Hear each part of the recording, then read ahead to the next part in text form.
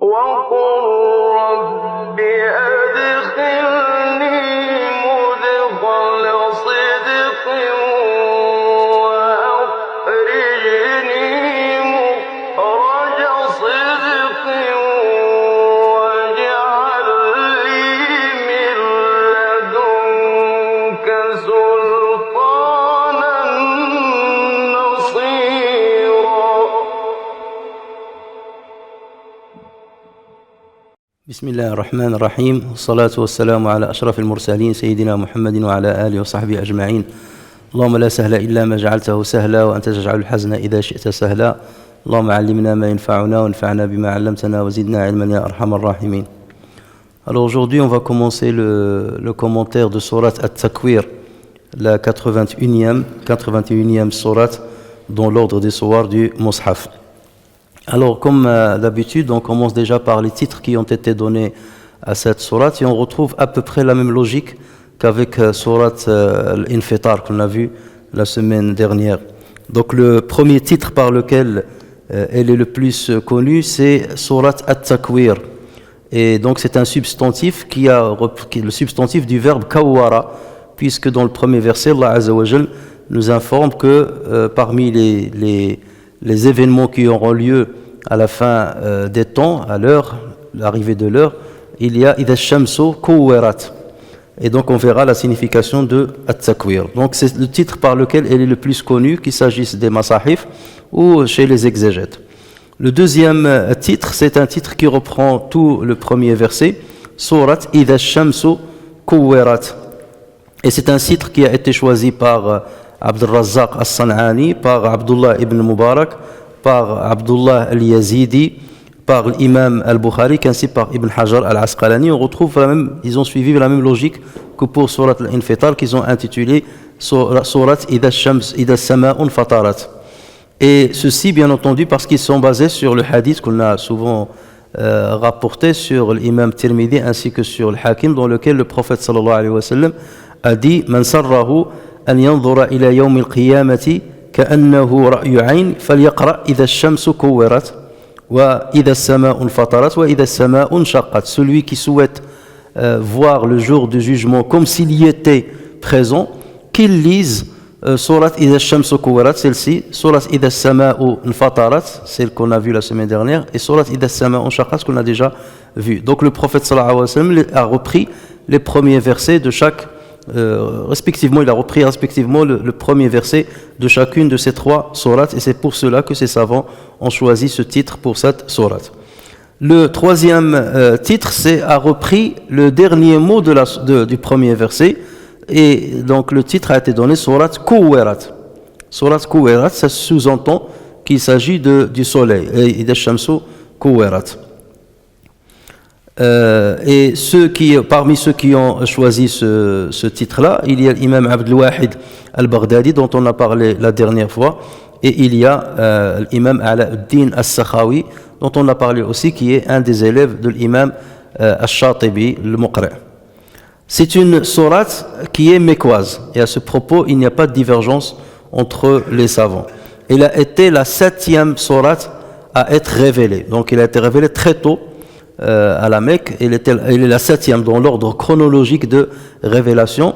Elle a été révélée juste après Surat al-Fatiha et juste avant Surat al-A'la, entre al-Fatiha et al-A'la. Le nombre de ces versets, donc elle est subdivisée en 29 versets. Et là aussi, tous les savants sont d'accord sur cette subdivision.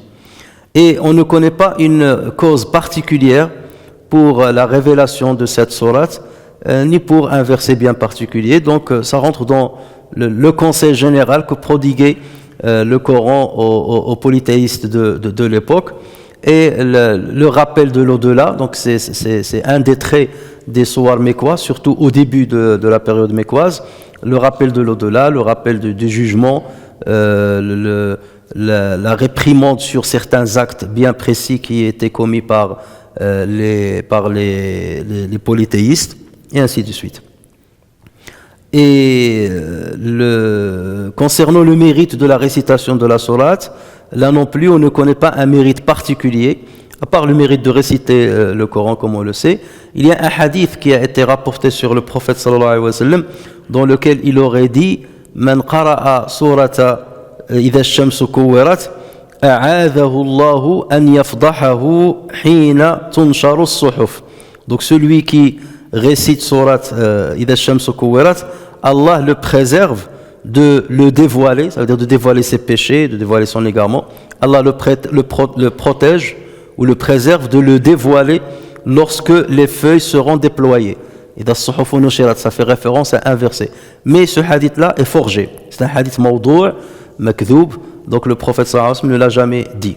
Donc c'est pour cela qu'on ne le prend pas en compte. Et ça, comme je vous avais dit souvent, c'est que certaines personnes, pour un peu encourager les musulmans à lire le Coran, donc ils forgeaient des hadiths pour chaque surat, pour encourager les musulmans à apprendre ces surahs, bien que l'intention soit bonne, mais bien entendu la méthode n'est pas acceptée par l'islam, puisque la fin ne justifie nullement le moyen en islam. Alors cette sourate commence comme sourate al-Infitar et comme sourate al-Inshiqaq par al-Shart, Idha ash-shamsu kuwirat, donc ce qu'on a appelé une condition temporelle ou bien une simultanéité temporelle, sauf qu'ici Allah Azza wa Jal va citer plusieurs événements suite auxquels il y a la réponse à Shart. Donc on va voir Idha qui va se répéter plusieurs fois. Autant ça se répète peu de fois dans les autres sourates, dans celle-là on a la série la plus longue où on trouve justement ces conditions-là ou bien cette simultanéité temporelle. En fait, Allah Azza wa Jal va citer 12 événements dans 13 versets, puisqu'il y a wa idha al-maw'udatu su'ilat, c'est un verset, bi ayyi dhanbin qutilat, c'est un autre verset. Donc là on ne trouve pas Idha. Donc en fait il s'agit d'une même idée mais divisée en deux versets. Mais il y a 12 fois où on trouve la répétition du terme Idha. Et la réponse à cette série-là, c'est-à-dire lorsque ces événements auront lieu, lorsque ces 12 événements auront lieu, qu'est-ce qu'il y aura? Alimat nafsul ma ahdarat. Chaque âme saura ce qu'elle a présenté. Et vous voyez qu'il y a une similitude avec surat Infitar, idha sama'un fatarat wa idha al-kawakib intatharat wa idha al-bihar fujirat wa idha al-qubur bu'thirat. Là il y a 4 conditions. Alimat nafsul ma qaddamat wa akharat. Et ici il a dit alimat nafsul ma ahdarat. Donc vous voyez, il n'a pas parlé de qaddamat wa akharat. Chaque âme saura ce qu'elle a ramené avec elle. Et lorsqu'on arrivera à ce verset-là, on expliquera pourquoi il y a cette différence entre la réponse de Shart dans cette sourate et la réponse de Shart dans sourate Al-Infitar. Alors donc, le fait de reprendre de la conjonction Idha, quand le soleil sera obscur et ainsi de suite, le fait de la répéter 12 fois, c'est ce qu'on appelle dans la rhétorique arabe al-itnab. L'itnab, c'est de répéter la même phrase à plusieurs reprises. Et ça a un but. Et surtout ici, c'est attirer déjà l'attention de celui qui écoute ou de celui qui lit. Et c'est pour augmenter la peur. Et pour augmenter la frayeur dans le cœur de celui qui va entendre cela. Lorsqu'il y aura ça, lorsqu'il y aura ça, lorsqu'il y aura ça. Et c'est tous des événements qui sont importants. Donc là, la personne toujours il attend. Lorsqu'il y aura ça, qu'est-ce qui va arriver? Donc il va être beaucoup plus attentif à ce qui va être dit. Et en même temps, ça va faire peur, puisque les événements qui vont être cités, ce sont des événements qui vont annoncer des catastrophes naturelles, entre autres, qui sont importantes, plus ce qui va se passer dans l'au-delà. Et d'ailleurs, ça on le trouve chez les Arabes, même dans la poésie arabe. Il y a une grande poésie dans le Jahiliya, dans la période anté-islamique, qui a été forgée ou bien dite par Al-Harith ibn Abbad al-Bakri. Al-Harith ibn Abbad al-Bakri, c'était un grand chef de la tribu de Bakr. Et comme vous le savez, il y avait des guerres entre les tribus pour peu de choses. Et il y avait une grande guerre qui était devenue très très célèbre, qu'on appelle Harbul Bassous. C'était à cause d'une chamelle qu'une guerre s'est éclatée entre deux grandes tribus, la tribu de Bakr et la tribu de Tharlib. Et cet homme-là, il faisait partie de la tribu de Bakr. Et c'était à cause d'une chamelle qui a été tuée que la guerre là s'est déclenchée et qui a duré, selon certains historiens, 40 ans, et selon d'autres, un peu plus de 20 ans. Sauf que cet homme-là, Al-Harith ibn Abbad al-Bakri, était un homme sage. Ça, c'est avant l'islam. Il était un homme sage et il n'a pas voulu participer à cette guerre. Et c'est pour cela qu'il a dit cette guerre-là, la naqata li fiha wa la jamal. Ça, c'est une expression arabe très célèbre. La naqata li fiha wa la jamal. Cette affaire, je n'ai ni une chamelle dedans, ni un chameau dedans. D'autant plus que c'était à cause de l'assassinat d'une chamelle. Donc lui, il dit, moi j'ai pas une chamelle ou un chameau qui est impliqué dans cette affaire, ou dans ce litige. Voilà pourquoi je ne veux pas participer. Et c'est devenu justement, cette parole-là, elle est devenue un proverbe. Lorsque tu dis, la naqata li fiha wa la jamal, un événement, dans cet événement, je n'ai aucune influence, ou là, je n'ai rien à voir avec cette affaire-là, ou là, j'étais loin de cette affaire, on dit la naqata li fiha wa la jamal. Et pour ceux qui ne savent pas ce qu'ils entendent, ils disent la anaqata li fiha wa la jamal. Ça c'est n'importe quoi. La anaqata li fiha wa la jamal. Alors tout ça, je l'ai dit pour vous dire que le Harith ibn Abbad al-Bakri, lorsque cette guerre a éclaté, donc il a duré trop longtemps, donc les gens sont venus le voir pour lui dire est-ce que tu peux intervenir pour calmer le jeu, pour que la tribu de Tharlib ne nous combatte plus, eux qui sont de la tribu de Bakr. Donc qu'est-ce qu'il a fait? Il est allé trop loin. Parce qu'il a vu que cette guerre va tuer beaucoup de personnes, il a envoyé une délégation dans laquelle il a mis son fils qui était encore jeune. Et il a envoyé cela, donc cette délégation, il l'a envoyé au chef de la tribu de Tharlib, qui s'appelle Al-Muhalhil. On l'appelle Al-Muhalhil. Et donc, il lui a dit, parce que le Muhalhil, on a tué son frère. Et donc, c'est pour ça que la guerre a éclaté. Donc, il a dit, je veux venger mon frère qui s'appelait Kulayb. Et la guerre a duré très longtemps. Donc. Et donc, il lui a envoyé justement cette délégation et il lui a dit, si tu veux, tue mon fils à la place de ton frère et tu arrêtes cette guerre. Et je suis prêt à donner comme quoi?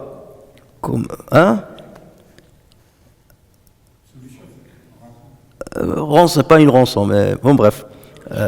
Comme échange, voilà. Mon propre fils pour que tu arrêtes la guerre. Alors, Al-Muhalhil, qu'est-ce qu'il a fait? Il a tué le fils de Harith. Il l'a tué et il a dit, si je l'ai tué, c'est seulement en contrepartie d'une des deux chaussures de mon frère. Et cette phrase est devenue très très célèbre. Ça, c'est seulement la récompense d'une des chaussures. C'est-à-dire, c'est même pas mon frère, c'est une des chaussures de mon frère. Il a dit Bishis'i na'li Kulayb, d'une des deux chaussures de Kulayb, de mon frère Kulayb. Et là, lorsque la délégation est revenue, ils ont dit ça à Al-Harith. Vous imaginez, lui, il était prêt à sacrifier son fils pour arrêter la guerre. Mais là, son fils a été sacrifié, c'est-à-dire pour remplacer la chaussure du frère de Muhalhil. Ça veut dire que la guerre continuera. Donc je vais continuer à tuer de vous. Rien ne récompensera ni la mort de mon frère. Et donc là, il a dit une belle poésie, très très très célèbre chez les Arabes. Et dans la poésie, il a répété par 50 fois. C'est pour ça que je vous parle de l'itnab, la répétition. Par 50 fois, il disait « Qarriba marbata na'amati minni ». Na'ama, c'était son cheval. Il y avait un cheval très très célèbre sur le dos duquel il engageait les guerres.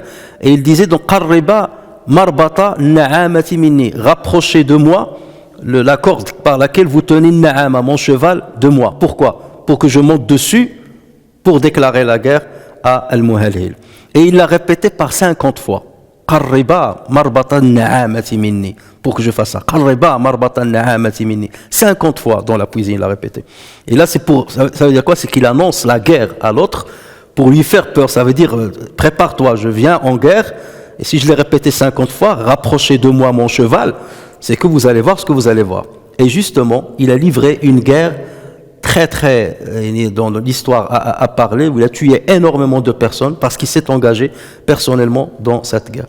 Et le Muhalhil, lui aussi, il lui a répondu avec une poésie dans laquelle il a repris un vers qu'il a répété plusieurs fois. Donc vous voyez que les Arabes, ils utilisaient cela lorsqu'ils annoncent quelque chose de très important et pour attirer l'attention et pour apeurer la personne qu'ils ont en face. Donc Allah Azza wa Jal, dans cette sourate, il a répété par 12 fois justement cette conjonction idha ash-shamsu kuwirat wa idha as-sama'u انفطرت وإذا الجبال سيرت وإذا العشار عطلت, ainsi de suite, comme on va le voir.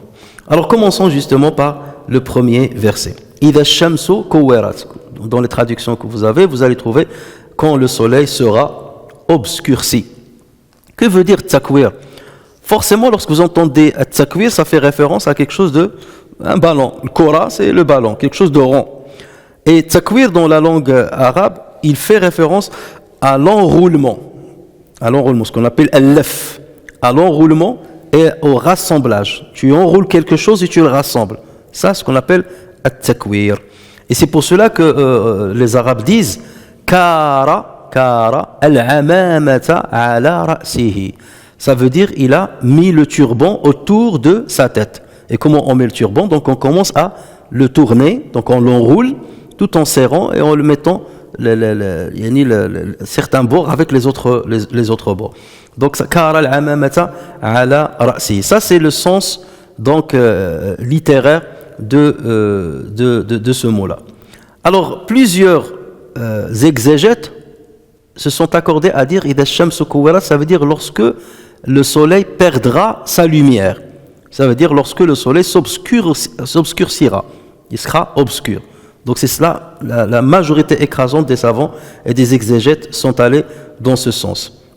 C'est l'avis de Ibn Abbas, radiallahu anhuma, c'est l'avis de l'imam al-Farra, une grande référence dans la langue arabe, on a déjà parlé de lui, c'est l'avis de Qatada, c'est l'avis de Ikrima. Alors pour l'imam Mujahid, lui il dit « Idha ash-shamsu duhwirat ». Duhwirat, ça veut dire « elle s'est effondrée, elle est tombée ». Donc voilà pour lui le kuwirat, ce que cela veut dire. Et toujours en revenant à la langue arabe. Rabi' ibn Khaytham, Rabi' ibn Khaytham, c'est un successeur qui est mort en l'an 65 de l'Hégire et qui était l'élève de Abdullah ibn Mas'ud. Il était en Irak, c'est un Irakien. Lui, il dit idha ash-shamsu kuwirat, ça veut dire lorsque le soleil sera jeté. Idha rumiya biha. Idha rumiya biha. Donc vous voyez, il y a trois significations. Lorsque le soleil perdra sa lumière et deviendra obscur, lorsque le soleil tombera, c'est-à-dire il sera plus là où on le voit dans son orbite, ou bien lorsqu'on jettera le soleil, et ça va un peu dans le sens de s'effondrer, ça va un petit peu dans le même sens. Sauf qu'il y a une petite nuance, c'est que le fait de dire il s'est effondré, ça ne veut pas dire forcément il peut s'effondrer sans pour autant quitter son orbite ou sans que pour autant il soit jeté ailleurs. Mais les trois sens ont été donnés à ce verset. Mais en tout état de cause, ce sur quoi les savants s'accordent, avec les trois significations, c'est que lorsque le soleil mourra, c'est ça la signification. S'il perd sa luminosité, c'est qu'il n'a plus de lieu d'être, son rôle est fini. S'il s'effondre, c'est qu'il est fini. Si on le jette, c'est qu'il est fini. Donc tout converge vers le même sens. Allah Azza wa Jalla est en train de nous annoncer la manière avec laquelle le soleil va disparaître.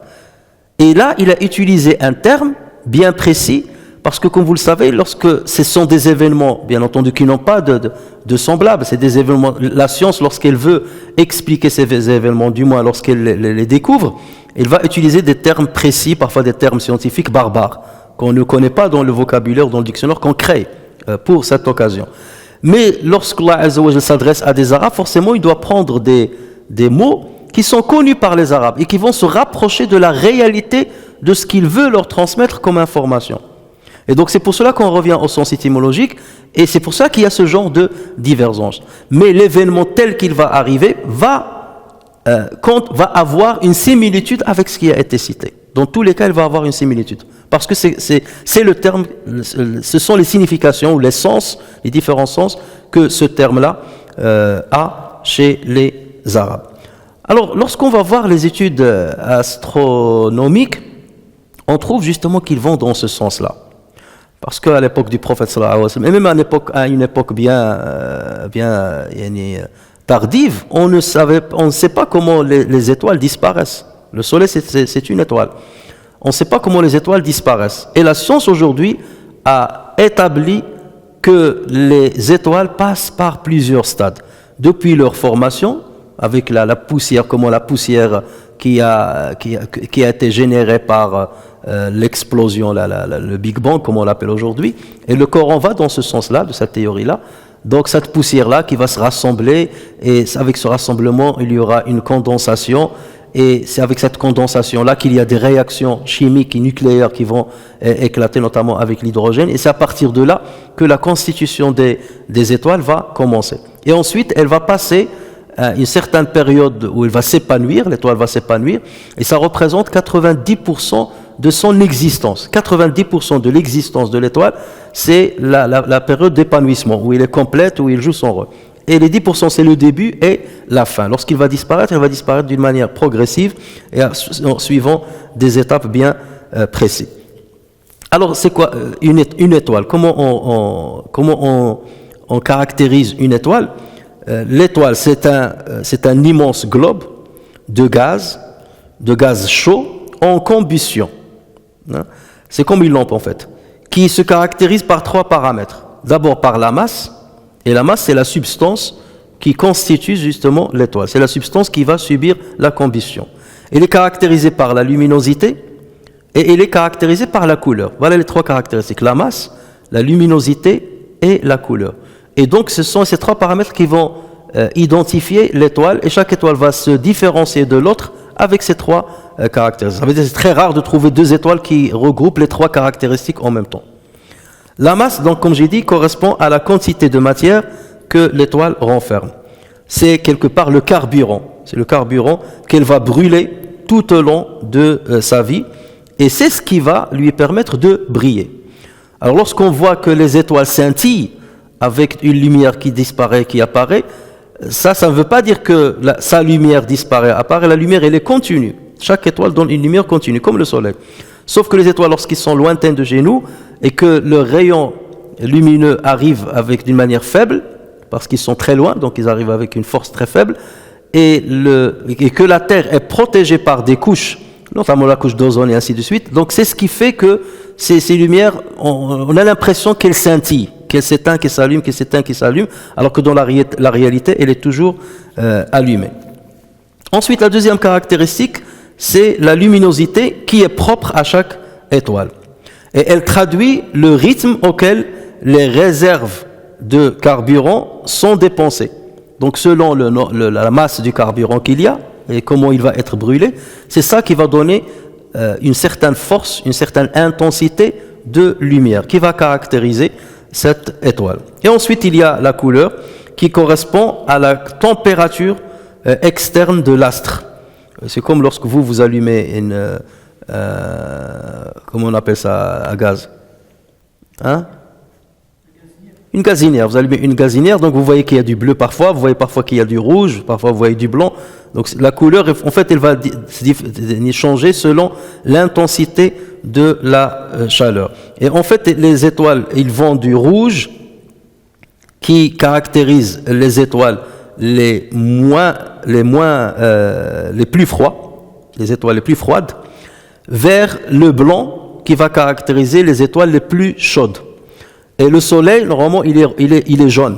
Donc il est entre les deux. Il n'est ni rouge, mais parfois on le voit rouge à la fin de la journée. Et il n'est pas très blanc, mais sa réalité c'est qu'il est jaune. Mais nous, notre perception, on le voit sous différentes couleurs, et ça c'est parce qu'il y a d'autres paramètres qui rentrent en jeu, et c'est pas ce qui nous intéresse aujourd'hui. Là on fait seulement une petite introduction pour stimuler votre curiosité et aller méditer sur ces choses-là. Alors aujourd'hui, notre soleil est âgé de 4,6 milliards d'années. 4,6 milliards d'années. Avec des réserves d'hydrogène qu'il a encore, qui continuent de brûler. Et avec ces réserves-là qui restent, il peut vivre encore 5 milliards d'années. Et si on le laisse vivre, si Allah Azza wa Jalla ne décide pas encore de l'arrivée de l'heure, le soleil, il a encore devant lui 5 milliards d'années. Ça veut dire un peu plus que ce qu'il a vécu jusqu'à maintenant. En chaque seconde, le soleil transforme 600 millions de tonnes d'hydrogène en hélium. 600 millions de tonnes. Imaginez, dans les centrales nucléaires, on travaille avec les grammes et ainsi de suite.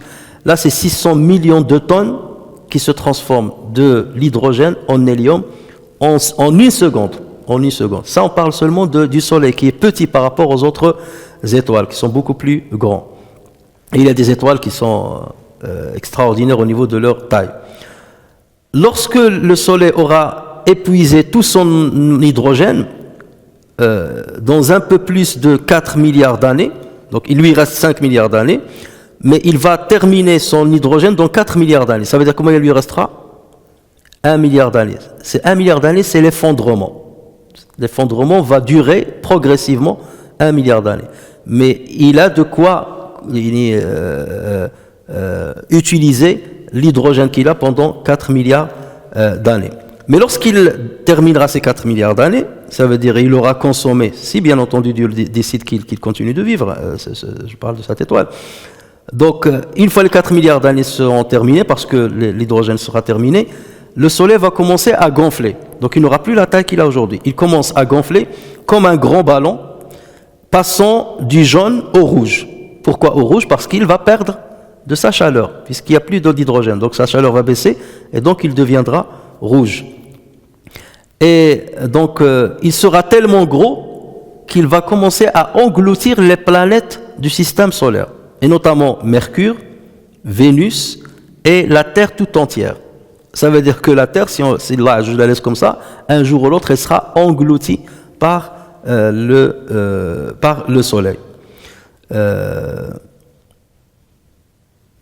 Et c'est pour cela d'ailleurs qu'il y a d'autres versets qui vont parler de ce lien entre le Soleil et la Lune. Le Soleil et la Lune, parce que qui dit engloutir la Terre, c'est engloutir aussi son satellite qui est la Lune. Et cela, donc, lorsqu'il sera dans cette forme-là, lorsqu'il va gonfler, il va rester ainsi 1 demi-milliard d'années. 1 demi-milliard d'années, puis il va s'effondrer sur lui-même le demi-milliard d'années qui reste. Et cet effondrement va se faire d'une manière progressive et il va se transformer en ce qu'on appelle une naine blanche. Une naine blanche, parce qu'il va se condenser, il va devenir, une naine, ça veut dire comme une petite étoile blanche, mais qui aura seulement la taille de la Terre. Donc imaginez le Soleil maintenant, sa taille, comment elle est gigantesque, très très grande, et c'est des millions de fois celle de la Terre, mais il va diminuer jusqu'à avoir la taille de la Terre, et il refroidira graduellement jusqu'à s'éteindre complètement et devenir après ce qu'on appelle une naine noire. Naine blanche, ensuite naine noire, obscure. Et regardez, Ida Shamsu Kouwerat. Et les savants, regardez, à l'époque d'Ibn Abbas, c'est-à-dire à l'époque du prophète sallallahu alayhi wa sallam, il disait va s'obscurcir, et ça c'est ça taqwir, va perdre sa luminosité. Alors, pour ceux qui disent que c'est le prophète Mohammed sallallahu alayhi wa sallam qui a imaginé le Coran, pourquoi il va s'aventurer à donner des informations de ce genre, comme ça hasardeuses? Et si c'était lui, au risque d'être démenti par les Qurayshites, ils vont lui dire mais c'est quoi ce que tu es en train de raconter? Le soleil il est là, tu parles il va s'éteindre, et le fait de leur dire ça, est-ce que c'est ça qui va les pousser à y croire? Mais quelque part c'est comme si ces versets nous parlent beaucoup plus que ceux de cette époque, parce que nous on a des éléments de science et de découverte qui nous ont permis de confirmer ce qu'a dit le Coran à cette époque. Et donc là ce genre de verset normalement va nous saisir beaucoup plus que les Qurayshites de l'époque, parce que pour eux, il est en train de raconter des histoires. Alors que là, la science, lorsqu'elle découvre que des choses-là sont vraies, et c'est comme ça justement que les étoiles disparaissent, entre autres le soleil, donc on ne peut que dire subhanallah. C'est pour ça Allah je le dis, sanurihim ayatina fil afaqi wa fi anfusihim. Nous allons leur montrer nos signes dans les horizons et en eux-mêmes jusqu'à ce qu'ils soient persuadés qu'il s'agit de la vérité. Et nous sommes en train de nous persuader que c'est bien la vérité, puisque la science confirme ce qu'a dit le Coran. Et bien entendu, si Allah Azza wa Jal décide que l'heure arrive avant cette date-là, et c'est ce qui est le plus probable, parce que le prophète sallallahu alayhi wa sallam a dit bu'ithtu ana was-sa'a kahatayn, j'ai été envoyé avec l'heure comme ces deux doigts, ça veut dire très proche l'un de l'autre, ou bien, pour certains savants, l'explication, ils ont dit si c'est le début du monde, et que là, c'est l'arrivée du prophète sallallahu alayhi wa sallam, c'est là où il y a la fin du monde. Donc il ne reste que cette partie-là par rapport à tout ça. Donc il ne reste pas grand-chose. Donc si Allah Azza wa Jal décide de l'arrivée de l'heure, avant que le soleil n'arrive à ces étapes-là, donc il va la faire disparaître dans le respect des règles qu'Allah Azza wa Jal a mis pour les étoiles. Sauf que là, il peut raccourcir les événements, les différentes étapes de cette disparition et de cette mort, il peut les concentrer en une période très courte. Ça peut se faire en une seule journée, en un an, en 10 ans, en 20 ans. C'est Allah Azza wa Jal qui décidera. Mais ça suivra les mêmes stades. Et si Allah Azza wa Jal a voulu que ça se passe ainsi, justement, c'est parce qu'il sait que l'être humain va faire des découvertes astronomiques dans ce sens-là pour justement leur dire, je l'ai dit, et ça se passera de cette manière. Mais après, on parlera plus de milliards d'années, ainsi de suite, donc ça va être beaucoup plus court. Et celui qui a créé les étoiles et celui qui a créé les règles qui régissent justement ces créatures est capable de raccourcir le temps du passage d'une étape à une autre. Alors regardez, l'autre remarque, c'est que Allah Azza wa Jal a dit إِذَا الشَّمْسُ كُوِّرَتْ وَإِذَا النُّجُومُ انْكَدَرَتْ وَإِذَا الْجِبَالُ سُيِّرَتْ. Il aurait pu dire إِذَا كُوِّرَتِ الشَّمْسُ وَإِذَا انْكَدَرَتِ النُّجُومُ. En arabe, habituellement, c'est comme ça qu'on dit. Alors que lui, il a commencé par Shams. Lorsque le soleil deviendra obscur. En arabe, normalement, on dit lorsque deviendra obscur le soleil. C'est plus le verbe qu'on avance avant le complément. Il le dit pourquoi? Pourquoi il a fait cette inversion? C'est parce que lorsqu'il dit lorsque le soleil, tout de suite dans ton esprit, tu vas imaginer le soleil. Ton esprit va imaginer le soleil devant lui. Mais il va l'imaginer sous quelle forme? Sous la forme qu'il a actuellement. Et tout de suite, lorsque le soleil, donc toi tu vois le soleil brillant, blanc, avec une certaine taille, et il va te dire Kouwerat. Donc tout de suite, tu vois que la transformation de ce que ton esprit t'a vu, tu vas voir, ton esprit va dire, il va se transformer de cette manière. Wa idhan nujumun kadarat. Lorsque les étoiles, tu vas voir les étoiles comme tu les connais maintenant, et il va te dire, voilà ce qu'ils vont subir. Donc il commence toujours par le complément avant de subir, avant de citer le verbe, et ça donne beaucoup plus de force au verset. Ensuite, le verset 2, wa idhan nujumu kadarat, c'est quand les étoiles deviendront ternes. Ça, c'est une traduction qu'on peut donner à kadarat. Pourquoi? Parce que dans l'arabe, al-kudra, c'est l'antonyme de as-safa. Safa, c'est la limpidité, c'est la clarté. Son inverse, c'est al-kudra. Al-kudra, c'est quelque chose de trouble. C'est quelque chose de trouble, qui n'a pas la clarté et la limpidité qu'elle avait au départ. Donc lorsque les étoiles deviendront ternes, ça veut dire quoi terne? Ça n'a rien à voir avec Kouwerat. Kouwerat, c'est obscur. Terne, ça veut dire c'est intermédiaire entre l'obscurité et la lumière. D'accord? Donc quand les étoiles deviendront ternes. Alors là, on peut se poser la question. Le soleil, c'est une étoile. Allah Azza wa Jal aurait pu dire quand les étoiles deviendront ternes ou quand les étoiles obscurciront, n'est-ce pas? Puisque les étoiles aussi vont finir de la même manière que le soleil. Ils vont terminer par cette phase où ils perdent leur luminosité. C'est comme la science a établi ça d'une manière très claire. Mais pourquoi avoir distingué le soleil des autres étoiles alors qu'il en fait partie? Et ça, on le trouve dans le Coran. Donc personne ne peut dire le Coran considère que le soleil n'est pas une étoile. Non. Allah Azza wa Jal peut en parler de la même espèce, du même genre, et citer deux fois. Par exemple, lorsque Allah Azza wa Jal dit celui qui ne croit pas en Dieu, en son prophète, et en ses anges, et en Jibril, et en Mikaïl. Pourquoi il a cité Jibril et Mikaïl alors qu'il a dit déjà les anges? Vous voyez? Alors qu'on sait que Jibril et Mikaël sont des anges.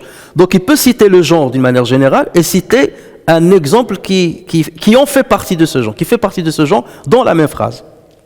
Donc ça ne veut pas dire que le Coran est en train de dire que le soleil est différent des étoiles. Mais pourquoi le Coran différencie le soleil des étoiles? C'est parce que le soleil, c'est l'étoile la plus proche de nous. Et parce qu'elle fait partie de notre système solaire, le système solaire. Donc voilà pourquoi il la distingue, il la caractérise par rapport au restant. Et comme il est proche de nous, on la voit beaucoup plus grande que les autres étoiles.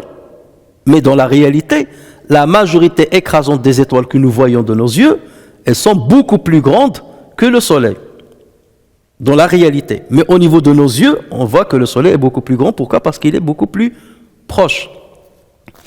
Alors, on a dit tout à l'heure que les étoiles se caractérisent par rapport à leur masse. Et la masse, elle va être déterminée par rapport à la matière qui les constitue. Donc, si le Soleil est petit par rapport aux autres étoiles, c'est que la masse de ses constituants est plus petite que la masse des constituants des autres étoiles. D'accord? Donc, si on lance au même moment le processus de la disparition du Soleil et d'une grande étoile, celle que nous voyons de nos propres yeux, à l'instant T, le processus commence. Dieu décide, c'est la fin du monde, donc le processus va démarrer. D'accord? Et donc on accélérait. Là, je vais décider de l'accélérer, après c'est lui qui décidera. Ça peut être en 1 heure, en 1 seconde. Mais toujours est-il que parce que le Soleil est plus petit que les autres étoiles, donc la consommation de la matière, en l'occurrence l'hydrogène, va se faire beaucoup plus vite que les autres étoiles, parce qu'il contient beaucoup plus. Donc au moment où l'étoile, qui est le Soleil, va s'éteindre, est-ce que les autres étoiles seront déjà éteintes? Non, ils seront en cours d'extinction, parce qu'ils sont beaucoup plus grands. Ils contiennent beaucoup plus de matière. Ils seront en cours d'extinction. Ça veut dire qu'ils ne sont ni dans la clarté, la luminosité qu'ils avaient avant, ni dans l'obscurité du Soleil à cet instant T. Et c'est pour cela que Allah a dit « وَإِذَا النُّجُومُ انْكَدَرَتْ » Ça, c'est très important. Parce que là, tout de suite, le Coran est en train de nous dire « le Soleil est plus petit que les autres étoiles ». Alors qu'au niveau visuel, tout le monde dira c'est l'inverse. Donc là, tout de suite, le Coran, il établit cela. Et il établit aussi la loi de la relativité par rapport à la masse et par rapport à la combustion du gaz qu'il y a dans ces étoiles-là. C'est pour dire que ça se passe d'une manière différenciée selon la taille de chacun et selon les produits et la masse des constituants de chacune des étoiles. Voilà pourquoi il a sorti le Soleil, parce qu'il est proche de nous. Donc c'est lui qui va s'éteindre le plus rapidement. On le verra le premier à être obscur, et en même temps on verra que les autres étoiles sont en train d'être ternes, ils perdent leur clarté, donc il leur faut un peu plus de temps pour qu'ils s'éteignent complètement. Et donc là, ce sont des notions scientifiques que le Coran est en train d'introduire avec deux versets seulement. Et là, donc toute la notion de luminosité, la masse, la couleur, tout cela est rentré seulement dans ces 2 versets. D'où la grandeur de cette sourate pour nous, êtres humains du XXIe siècle, parce qu'on a des données scientifiques qui nous permettent de mieux comprendre ce que le Coran disait. Dans d'autres sourates, en parlant des étoiles, ou bien des kawakib d'une manière générale, Allah Azza wa Jalla dit wa idhal kawakibu, on l'a vu dans sourate Al-Infitar, wa idhal kawakibu tatharat, lorsque les kawakib vont se disperser. Et en fait, la dispersion, est-ce qu'il a un lien avec ça? Oui, il a un lien. C'est que justement ces étoiles-là, lorsqu'ils vont perdre, ils vont consumer leur combustible. Que va-t-il? Donc la pression, l'attraction qu'ils avaient, ils ne l'auront plus. Aujourd'hui, le Soleil, il exerce une attraction sur toutes les planètes qui l'entourent. Et lui aussi, il subit des attractions. Et c'est ce qui lui permet de rester dans son orbite. Mais une fois justement cette étoile-là va perdre la matière qu'il a, il va se réduire, se concentrer. Donc forcément, il n'aura plus d'attraction, il n'exercera plus l'attraction d'avant et il ne subira plus l'attraction comme avant. Et dans ce cas-là, il quitte son orbite. Et lorsque ça va arriver à toutes les étoiles, c'est que les étoiles, une fois, elles vont quitter les orbites et qu'il y a des milliards et des milliards et des milliards d'étoiles. Donc c'est ça, intatharat. Donc l'intithar, cette dispersion, elle vient après l'extinction. Donc en fait, chaque sourate, elle nous parle d'une phase de cette transformation ou de cette mort annoncée du système céleste. Donc cette sourate va parler d'une partie, sourate Al-Infitar va parler d'une autre étape. Et c'est ça pourquoi il faut, on trouve des qualificatifs ou des mots qui changent d'une sourate à l'autre. Ce ne sont pas des synonymes. Non, c'est pas des synonymes, ce sont des qualificatifs qui précisent une des étapes par lesquelles cette disparition va passer. Et ce ne sont pas des synonymes. Alors que beaucoup de savants et beaucoup d'exégètes, lorsque vous voyez, ils disent je vais reprendre, dans cette sourate il a dit ça, dans cette sourate il a dit ça, en parlant de Nas, donc c'est la même chose. Alors que maintenant la science, il nous montre bien que c'est pas la même chose, il y a des étapes, Et le Coran, c'est pour cela qu'il a utilisé des termes qui sont différents d'une sourate à une autre. إذا الشمس كورت وإذا النجوم انكدرت وإذا الجبال سيرت, quand les montagnes seront mises en marche. Alors, as-sayr, c'est quoi sayr? C'est le fait de se déplacer sur la terre ferme ou bien se déplacer sur mer ou bien dans l'air. Allah Azza wa Jalla dit هو الذي يسيركم في البر والبحر. C'est lui qui vous fait déplacer, يسيركم, donc voyez, يسيرات, هو الذي يسيركم في البر, sur la terre ferme, والبحر, et dans l'eau, et maintenant même dans l'air. Alors que signifie وإذا الجبال سيرت, que les montagnes vont se déplacer? Ça veut dire quoi سيرت? Le terme aussi, les savants ont divergé dessus sur sa signification. Alors il y a certains qui vont dire lorsque les montagnes vont s'effriter. سيرت, ça veut dire quoi? Il s'est déplacé. Si c'est déplacé de là où il était, ça veut dire qu'il s'est effrité. Elle n'est plus ce qu'elle était.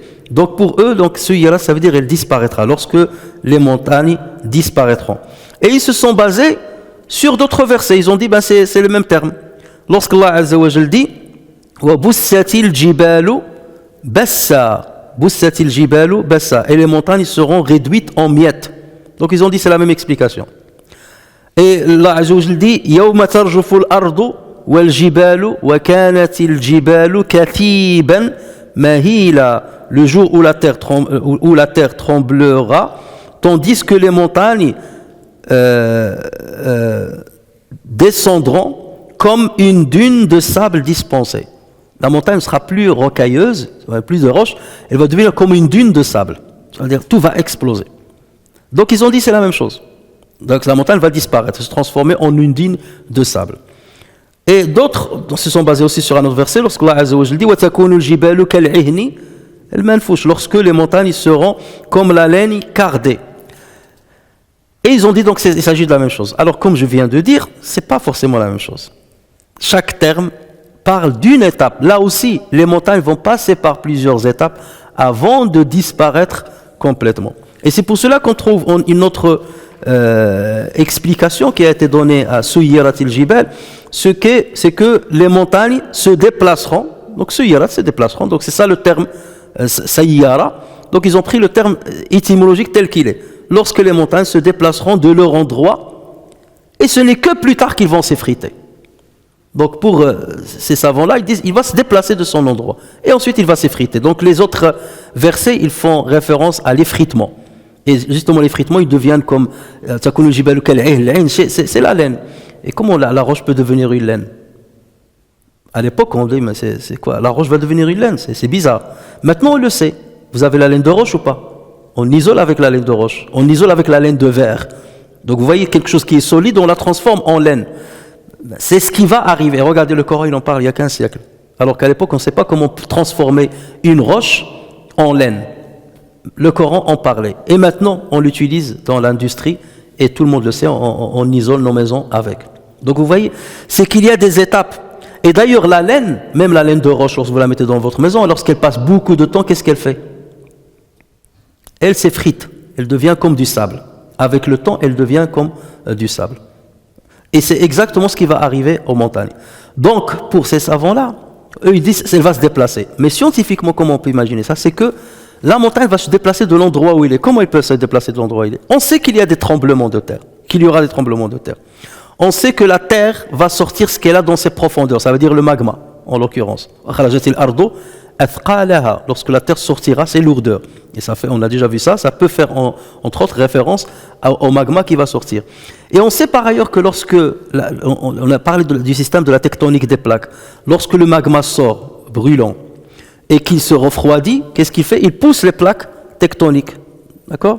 Il les pousse, ou bien soit bien entendu la plaque rentre à l'intérieur, en dessous d'une autre plaque, soit il se croise et après il donne naissance aux montagnes, soit donc c'est le magma qui sort, il va les pousser. Et forcément s'il les pousse alors qu'il y a les montagnes qui y sont ancrées, donc les montagnes vont bouger de leur endroit. Sauf que ça va se faire maintenant avec une grande vitesse. Autant maintenant c'est un volcan pour voir le déplacement même maintenant des continents. Les continents se déplacent, vous le savez très bien. Avant, le continent américain, l'Amérique du Sud, était collé à l'Afrique. Et on a beaucoup, d'ailleurs, vous prenez l'Afrique et vous prenez l'Amérique du Sud, vous voyez qu'ils s'imbriquent l'un dans l'autre, d'accord? Vous prenez certaines plantes, par exemple l'arganier, l'argan, où est-ce qu'on le trouve en Afrique? On le trouve au Maroc, dans un endroit bien précis, d'accord, dans la région de Sousse. Et où est-ce qu'on le trouve ailleurs dans le monde? On le trouve au Mexique, parce que le Mexique était collé au Maroc. Et donc les caractéristiques de la terre étaient la même. Et c'est pour ça que cet arbre-là ne pousse que dans ces deux endroits. Au Maroc, à un endroit bien précis au Maroc, qui est vers le côté de la mer, l'océan Atlantique, et on le retrouve au Mexique, vers le côté de l'océan Atlantique. C'est parce que c'est la même terre de départ. Et ils ont bougé. Donc, ce qui se faisait d'une manière très lente, de sorte qu'on ne puisse le voir qu'après des millions et des millions d'années, maintenant ça peut se faire d'une manière rapide, parce que c'est la fin du monde, donc les événements respecteront les mêmes règles, sauf que le paramètre temps va être accéléré. Et donc ce cas, on les voit. Donc ça, c'est le premier événement avant que la montagne ne devienne comme de la laine, et avant qu'elle ne s'effrite comme une dune de sable, elle va d'abord bouger, suyirat. Et c'est ça le sens de suyirat. Et ça n'a rien à voir avec boussat, al-jibalu bassa, ou kanat kal-ihni al-manfouj. Donc vous voyez, donc c'est cette signification-là qui concorde le plus scientifiquement parlant. Ensuite, il y a une autre explication que certains ont dit.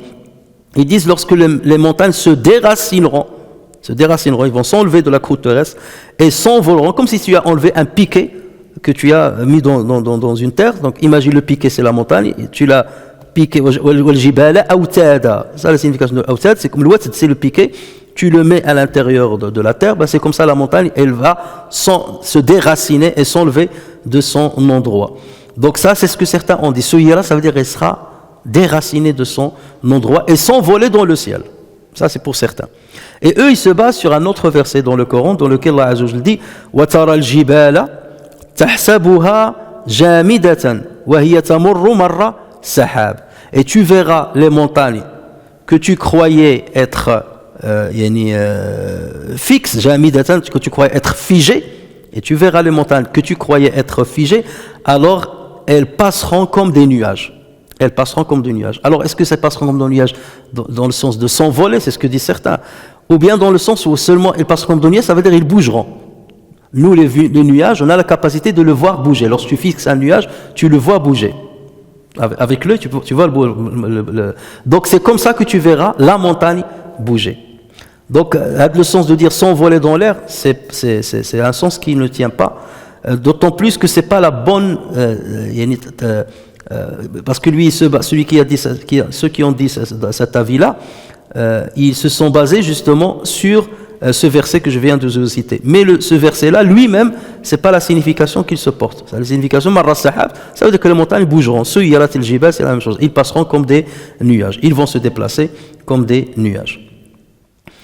Alors, donc les montagnes aussi passeront par plusieurs, exactement comme les étoiles, ils passeront par plusieurs stades jusqu'à ce qu'ils s'effritent et ensuite la terre va devenir plate et il n'y aura plus de montagnes. Ensuite, Allah Azza wa Jalla dit wa idha al-isharu uttilat, quand les chamelles à terme seront négligées. Al-ishar, plusieurs significations aussi ont été données à al-ishar, mais chez les Arabes, l'ishar, la vraie signification, ils sans prendre en compte la métaphore, parce qu'il y a parfois des termes qui ont une réalité littéraire ou étymologique, et ensuite on les utilise dans une métaphore. L'ishar, ça fait référence à quoi? Au chiffre Ashara. L'ishar, Ashara. Ashara, ça veut dire 10. 10. L'ishar, c'est les Arabes, ce sont les chamelles qui sont pleines. Pleine, ça veut dire enceinte chez la femme, l'équivalent de enceinte chez la femme. C'est les chamelles qui sont pleines de 10 mois. Ils appellent l'ishar. Ashra, ça veut dire qu'elle est arrivée à 10 mois. Ou la chamelle, quand est-ce qu'elle met bas? C'est 1 an. La grossesse chez la chamelle dure 1 an. Lorsqu'elle arrive à 10 mois, on l'appelle, on appelle les chamelles al-ishar, au pluriel. Al-ishar. Jusqu'à ce qu'elle arrive à terme. Ça veut dire même lorsqu'elle est à 11 mois, jusqu'à ce qu'elle met bas, on l'appelle l'Ishar. Donc c'est lorsque la chamelle est pleine de 10 mois ou plus, jusqu'à 12. On l'appelle al-Ishar. Donc là, Azza wa Jalla est en train de dire lorsque les chamelles à terme, c'est ça la traduction, à terme en fait c'est arriver à 10 mois. Parce que lorsqu'elle arrive à 10 mois, tu te rapproches de la naissance. Et donc forcément l'éleveur, il va être très content. Et c'est pour ça chez les Arabes, l'Ishar, c'était les chameaux les plus chers pour eux. Pourquoi? Parce qu'elle compte double. Parce que d'ici maximum 2 mois, elle va mettre bas. Et donc tu auras 2 chameaux. La mère et le petit. Donc forcément le prix de l'Ishar est beaucoup plus grand, elle va très cher par rapport à une chamelle qui est tout à fait normale. Donc déjà tu sais qu'elle a été fécondée, elle a réussi la fécondation, elle a porté jusqu'à 10 mois, donc il y a moins de risques qu'elle perde le petit, qu'elle fasse une fausse couche, et d'ici peu tu vas avoir un petit, donc le prix était très cher. Et donc les Arabes s'occupaient très bien de l'Ishar. Une fois elle arrive à 10 mois, elle la bichonnait, il prenait soin, il lui donne la bonne nourriture, il la nettoyait, parce qu'il il va lui donner un petit. Donc il donnait énormément d'intérêt à l'Ishar. Donc c'était un des meilleurs biens matériels que possédaient les Arabes. Donc là, Azza wa Jalla est en train de nous dire, ces Ishar-là, Uttailat. Ça veut dire quoi, Uttailat? Uttailat, ça veut dire qu'ils seront abandonnés. Hein? On ne s'en occupera pas. Regardez-nous aujourd'hui, lorsque les vacances, comment on les appelle en arabe? Al-Utla. Je pars aux vacances, je parle l'Utla. Ça veut dire l'Utla. Attaltu al-amal. Ça veut dire j'ai arrêté de travailler. C'est la période où j'arrête de travailler. Attaltu al-amal, ça veut dire j'ai abandonné le travail. C'est la période d'abandon du travail. C'est ça l'Utla, la signification des vacances. Ça veut dire le travail est vacant. Ton travail devient vacant. Ce sont les vacances. Donc on appelle ça al-utla. Ça veut dire lorsque ces chamelles qui sont en grossesse seront abandonnées. On ne s'en occupera pas. Pourquoi on ne s'en occupe pas? Parce qu'avec ce qu'on est en train de voir, ce qui arrive au soleil, ce qui arrive aux étoiles, ce qui arrive aux montagnes, tu crois tu vas t'intéresser à tes biens matériels? Donc là, ni l'argent ni rien du tout ne t'intéressera. Le jour où chaque femme qui allait abandonnera l'enfant qu'elle allaitait. Imagine, même la mère abandonnera son propre enfant qu'elle allaitait. En plus, c'est la période de l'allaitement, c'est tout petit. Alors, qu'en est-il de ta chamelle et qu'en est-il de tes biens matériels? Donc là, c'est pour que Allah je nous dise, lui, il le dit pourquoi? Parce qu'il s'adresse, au début, il s'adressait aux Arabes de la péninsule arabique, et qui étaient connus pour être des éleveurs de chameaux. Et les chameaux représentaient un grand bien chez eux. C'est comme les voitures aujourd'hui chez nous. Donc c'était un grand bien. Donc c'est comme là je suis en train de dire, le jour où votre argent, vos biens matériels ne servira à rien. Et par ailleurs, dans le Coran, on trouve que là je le dis explicitement. Yawma la yanfa'u malun wala banuna illa man ata Allah biqalbin salim. Le jour où ni les biens ni les enfants ne serviront, nous ne serons d'aucune utilité, sauf celui qui vient à Allah avec un cœur saint. Donc ça c'est la première signification. Et la majorité des savants ont dit c'est ça l'Ishar. Il y a une autre signification qui a été donnée, c'est que les Arabes, le mot l'Ishar, ils l'utilisaient comme métaphore pour faire référence au nuage qui regorge d'eau. Lorsque tu vois le nuage qui est noirci, qui est dense, il te dit Adil Ishar. Il compare ce nuage à quoi? À la chamelle qui va accoucher. Donc il dit il ressemble à l'Ishar. Il va bientôt nous donner l'eau. Donc ils étaient contents lorsqu'ils voyaient ce genre de nuage, comme ils sont contents lorsqu'ils voient que leur chamelle est arrivée à 10 mois. Donc ça, ils utilisaient l'Ishar en tant que métaphore pour parler du nuage. Et donc c'est pour cela que certains savants ont dit, en fait ce verset-là, il fait référence à la métaphore, et non pas à l'origine du terme. D'accord? Il dit, ça veut dire lorsque le nuage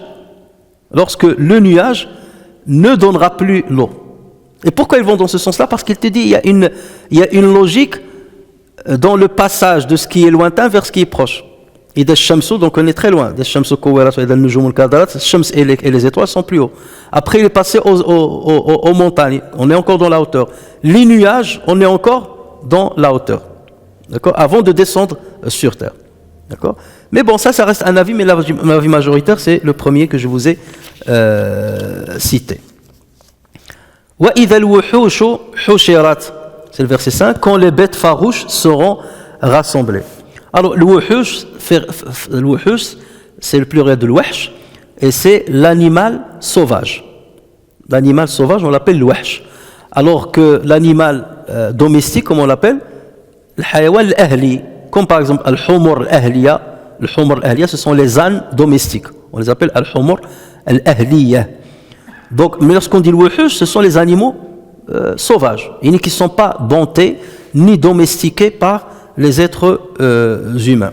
وَإِذَا الْوُحُوشُ حُشِرَتْ. حُشِرَتْ, ça veut dire ils ont été rassemblés. Et toujours lorsqu'on entend حُشِرَتْ, يَوْمُ الْحَشْرِ, c'est le jour du grand rassemblement. Lorsque Pharaon a voulu parler à son peuple pour leur dire أَنَا رَبُّكُمُ الْأَعْلَى, Allah a dit فَحَشَرَ, ça veut dire il a rassemblé son peuple. فَحَشَرَ فَنَادَى, il a lancé un appel. فحشر فنادى فقال أنا ربكم الأعلى. Il a rassemblé, il a lancé un appel, il leur a dit je suis votre Seigneur le plus haut. فحشرناهم فلم نغادر منهم أحدا. Nous les avons rassemblés et on évitera aucun. On évitera de rassembler, personne n'échappera à ce rassemblement. Donc le hashr, ça veut dire le rassemblement. Ça veut dire lorsque al-wuhush, lorsque les animaux sauvages seront rassemblés. Ça veut dire quoi, seront rassemblés? Et pourquoi d'ailleurs nous parler de l'wuhush, les animaux sauvages? Il aurait pu nous parler des animaux domestiques. Ils disent lorsque les animaux. Mais pourquoi l'wuhush, rassembler les animaux sauvages? Parce que les animaux domestiques, parce que tu les domptes, j'ai dit dompte alors que c'est dompte, hein, n'est-ce pas, même pour la prononciation. Lorsque tu les domptes, lorsque tu les éduques, tu peux rassembler un prédateur avec sa proie potentielle. Et il ne lui fera pas de mal. N'est-ce pas? Combien de fois tu élèves un chat, et lorsque tu l'habitues à l'oiseau, bien au pigeon et tout ça, il ne les touche pas. Parce qu'il est éduqué pour ne pas les toucher. Ou si tu ramènes un chat sauvage, ou surtout si tu le ramènes de le bled, ramène un chat sauvage ou mets-le devant les pigeons et vous verrez. Les pigeons là, vous les trouvez partout. Tu marches à côté, pas de problème. Même le chat il passe, bonjour. Mais ramène un chat, il y a le bled ou mets-le devant les pigeons, tu vas voir ce qu'il va leur faire. Ça va être la fête chez lui. Donc, si Allah Azza wa Jalla nous parle des animaux domestiques, d'habitude ils se rassemblent. D'ailleurs, le chien, c'est quoi le chien? On dit que c'est le descendant du loup. Le chien, à la base, avant que l'être humain ne le domestique, c'était un animal sauvage. Et on trouve maintenant des chiens en Australie qui sont sauvages, qui attaquent et tout. Ils attaquent les brebis, ils les attaquent tout. Mais parce qu'on a éduqué le chien, et ainsi de suite, et avec les accouplements de certaines races avec d'autres races, et ainsi de suite, on a dompté le chien. Donc le chien, tu as le chien berger, le chien, il peut vivre avec les brebis sans problème. Mais ramène un dingo, dit à l'Australie, ou mets-le avec des brebis. Ou dis-lui d'être rassemblé avec des brebis. Non, elle va dévorer. Donc là, ici, il est en train de dire, même les bêtes sauvages qui ne se rassemblent pas. Un lion ne va pas se rassembler avec les gnous. Si ce n'est pour les attaquer, bien entendu. Mais se rassembler, être à côté d'eux, jamais ça va se faire. Il y a volontairement, ou le gnou venir à côté du prédateur, volontairement, c'est pas possible. Donc vous avez chaque catégorie qui peut se rassembler. Vous trouvez les zèbres avec les gnous, avec les gazelles, il n'y a pas de mal, ils peuvent se rassembler. Mais se rassembler avec leur prédateur potentiel, non. C'est pour ça qu'Allah est en train de nous dire, non, ces bêtes-là, qui n'ont pas l'habitude d'être rassemblées parce qu'ils sont sauvages, ils vont se rassembler le jour-là. Pourquoi ils vont se rassembler? Pour deux raisons. La première, c'est que la situation est tellement dramatique que même l'animal prédateur ne pensera pas à manger. Et vous voyez que les animaux, parfois, lorsqu'il y a, par exemple, un événement climatique grave, par exemple, un incendie qui se déclare dans une forêt ou quelque chose comme ça, tout le monde fuit. Et là, il n'a pas le temps de s'intéresser à la proie, parce que sauf qu'il peut, ils sauvent leur peau. Donc, lorsqu'il y a des catastrophes naturelles ou un tremblement de terre et tout, ils ne s'occupent pas de la nourriture. Il faut qu'ils sauvent. Et donc, tellement la situation est dramatique et tellement les événements naturels qui vont arriver sont catastrophiques que les animaux, ils vont pas penser Ada il va me dévorer, tout ça. Chacun pour lui, et ils vont se retrouver l'un à côté de l'autre, rassemblés, hushirat, sans problème. Ça, c'est la première signification. La deuxième signification, c'est parce que la terre va trembler et que le magma va sortir un peu partout, les montagnes sont en train de s'effriter. Donc les endroits propices pour que les animaux puissent y vivre, dans les savanes et ainsi de suite, tout va se fissurer et tout. Donc ils vont fuir ces fissures, ces tremblements de terre. Et ils vont se réfugier dans des endroits où il n'y a pas ces catastrophes. Et ces endroits vont devenir tellement peu nombreux et tellement rares sur terre que tous les animaux, tu vas les voir rassemblés dans ces mêmes endroits. Supposons par exemple en Afrique, les plaines et tout ça, lorsqu'ils vont commencer le tremblement de terre, les fissures partout et tout, donc les animaux vont fuir vers un endroit où il n'y a pas les fissures. Et donc à un moment, ils vont se retrouver tous ensemble. Donc, c'est pour ça qu'il a dit sans que l'un ne pense à l'autre. Donc déjà pour dire, chacun est occupé par sa situation et le danger dans lequel il vit, donc il ne pense pas à manger ou à attaquer sa proie potentielle. Et aussi hushirat, c'est pour dire qu'il n'y a pas de terre propice pour la vie des animaux. Donc c'est pour cela qu'ils vont essayer de se réfugier à un petit endroit de ce qui reste de sa terre qui peut les contenir. Donc vous voyez deux messages qu'on trouve dans ce verset-là. Wa idhal wuhushu hushirat. Et on termine avec le verset 6 pour aujourd'hui. Wa idhal biharu sujjirat. Quand les mers seront allumées. Wa idhal biharu sujjirat. Alors trois explications interprétations ont été données au terme sujjirat. Alors, premier, c'est lorsqu'on dit en arabe sajartu at-tannour. Sajartu at-tannour. At-tannour, c'est le four. Sajartu, ça veut dire j'ai allumé le four. J'ai allumé le four. Sajartu at-tannour. Donc, pour certains savants, l'allumage des mers, lorsque les mers seront sujjirat, l'allumage des mers, ça veut dire que les mers vont se vider de leur eau. Ils vont s'assécher. D'accord ? Comme c'est le cas à l'intérieur d'un four. Le four, il est sec, il n'y a pas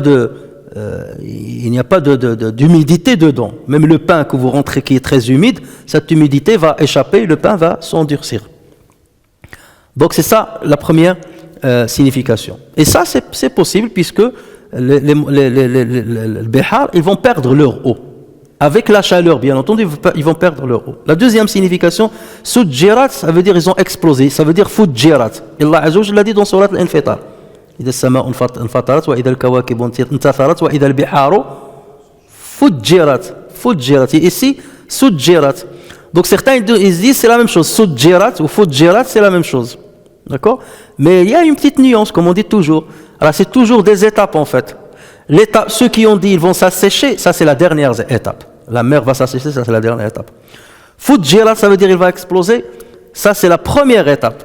Donc il y a des fissures qui vont se faire au niveau des profondeurs de la terre, de la mer. Les profondeurs de la mer, la terre, la croûte terrestre qui est dans les profondeurs de la mer va se fissurer. Il y aura des explosions, des éclatements, des fissures. Donc c'est ça, fujjirat, tafjir. Ça aussi c'est une signification.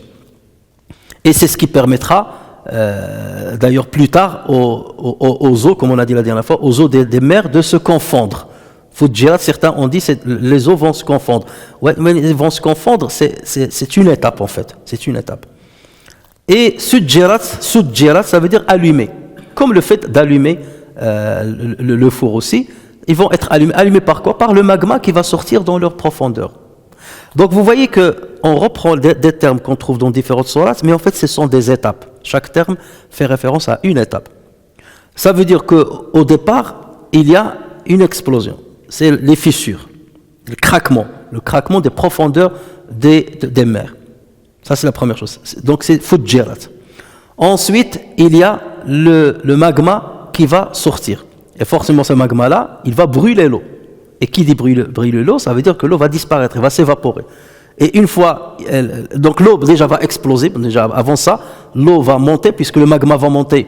C'est comme si tu prends cette bouteille et tu mets des pierres dedans, que va-t-il arriver ? Le niveau de l'eau va monter. Lorsque tu rajoutes une masse à l'intérieur de l'eau, d'un récipient, le niveau d'eau va monter.